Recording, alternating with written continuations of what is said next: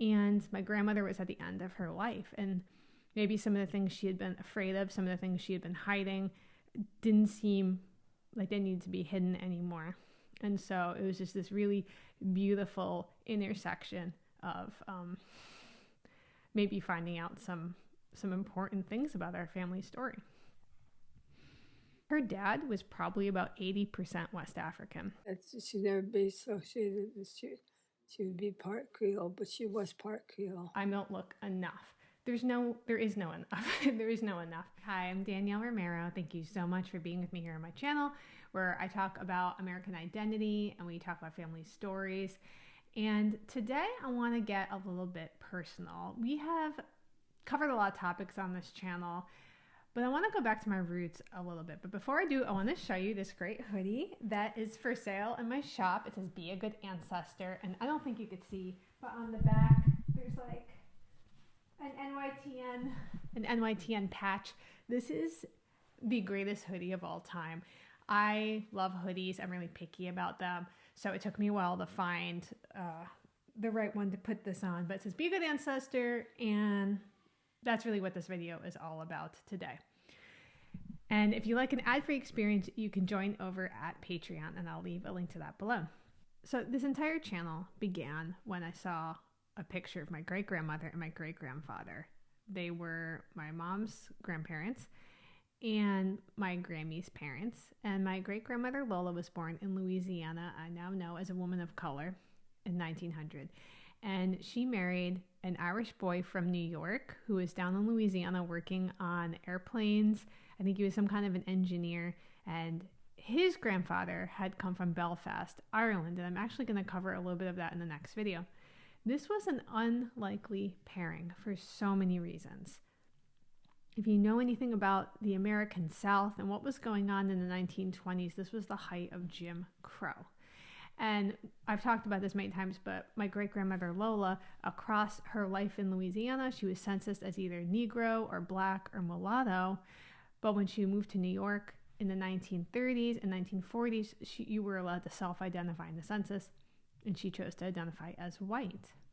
And if you haven't seen the Finding Lola docu-series that I did, I would love for you to join me on that, and I'll link to that below. Before my Grammy died, my Grammy Marion, I had my mom sit down with her just with an iPhone and ask her a couple questions, and they got recorded. And I cannot tell you, these are the most priceless videos I have.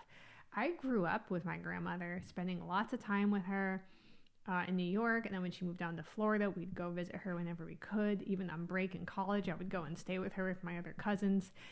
And we talked a lot. And I remember being in college and sitting down with her in the kitchen and asking her, I like vividly remember this because I was eating a bowl of like cut up fruit from Publix, because when you go to Florida, you have to go to Publix, and asking her about her ancestry.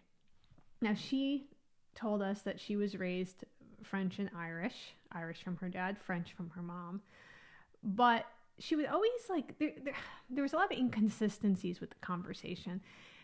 She had told me at one point that she thought maybe we were part Cherokee. And then later on, she told me that she believed that there maybe was an African-American ancestor somewhere in the family tree. And so it was pretty shocking to me when I found my grandmother's ancestry results. It was nothing like she had prepared me for. I want to share about my grandmother's ancestry test results, and obviously by default mine. But there's a complexity here. I want to share some video of my grandmother talking about her mom. And like I said, this was something that had just, it blew me away. And I was so thankful for this. So if you haven't done this for a family member, I highly, highly recommend it. We actually had used, I think, the Marco Polo app, which is free. My mom was sitting there and had my grandmother give a video response.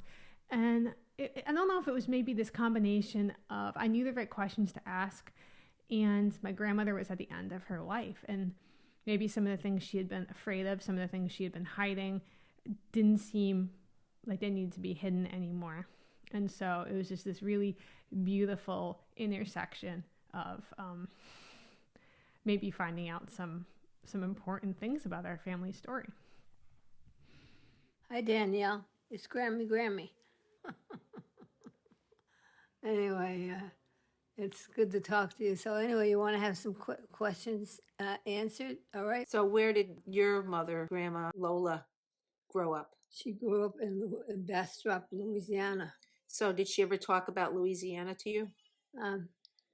No, she never did, and we never saw any people that lived, even though she did write to people. Like your heritage, like did your mom tell you like what your ethnicity was growing up, or like what do you consider yourself? Like what were you told as a child growing up? That we were French and Irish, and that my mother, she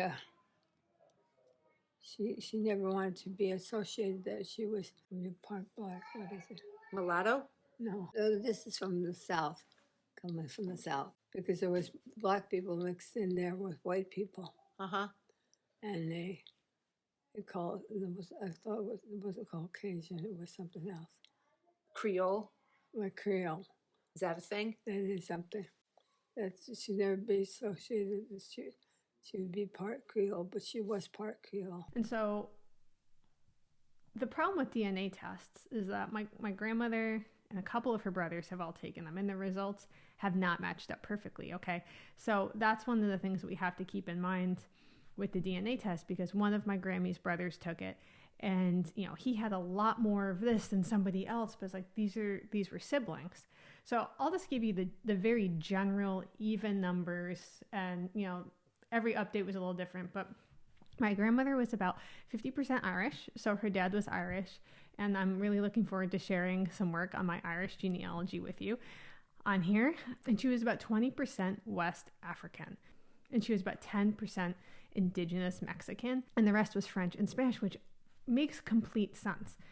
But what's so interesting about these numbers is that if my grandmother was 20% West African, that means Lola was probably about half black. But I grew up culturally white, whatever that means. And it's just fascinating to see how quickly you can lose that connection to your very recent ancestry.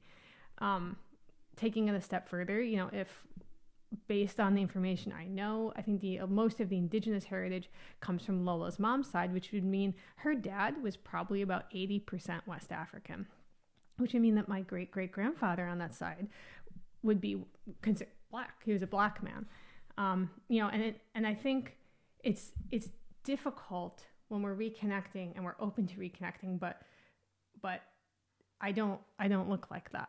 I don't look like that, and maybe I don't necessarily look Irish enough to connect to that, or Italian enough, or whatever. And I think we need to remove that verbiage from our vocabulary. The enough.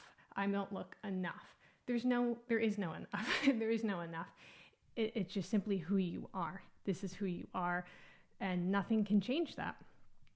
And that has given me a lot of freedom in starting this process publicly. I was extremely nervous about posting the docu-series and posting the videos because at the time I was relaxing my hair, first of all. But it's intimidating to go out into the big wide world and share personal things about your family as you're learning them, like in real time.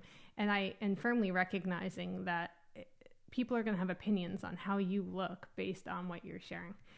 But I'm proud to say that this has been a beautiful experience, and I want to highly recommend to everyone, because no, I'm not walking around 80% West African or half indigenous Mexican, but this is my heritage, and it's my children's heritage, and you better believe they know everything about it. And I honestly think about raising a whole generation of children who recognize how connected they are. And when you grow up hearing that, it's really hard to make an other out of your neighbor. It's really hard to get sucked into the us versus them. And that is something that I'm working towards, even if we can't fix it now. So I wanted to just share a little bit about my grandmother, and I have a lot of great interviews coming up. We're going to talk to some folks who identify as Melungeon. I'm going to talk with you about the process of gaining my Italian citizenship, which is a big deal, and I want to be transparent with you about that. And I'm still considering it. I haven't signed any papers yet, so to speak. And I'm going to work on my Irish genealogy, and I want to kind of just tap back in to where this all started. So thank you so much for being here. If you want to grab your Be a Good Ancestor gear, grab it and let me know. Send me a picture, and we'll talk soon.